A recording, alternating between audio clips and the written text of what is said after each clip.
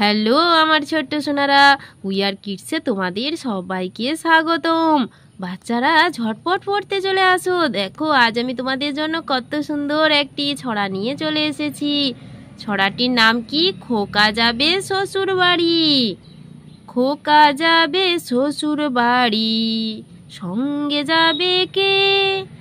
ঘরে আছে হুলো বেড়াল, কোমর বেঁধেছে, আরে কোমর বেঁধেছে। দেখো বাচ্চারা, খোকা শ্বশুর বাড়ি যাবে বলে কি সুন্দর সেজেছে।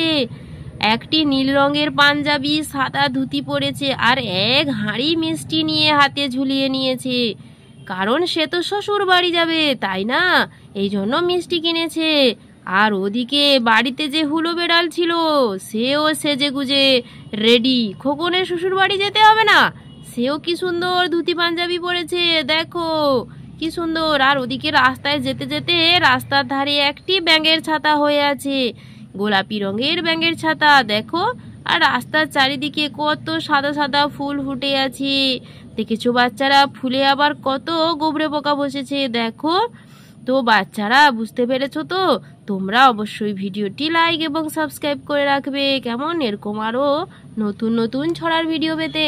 টাটা, তবে আসি। সবাই সুস্থ থেকো, ভালো থেকো, কোনো দুষ্টুমি করবে না কিন্তু। বাই।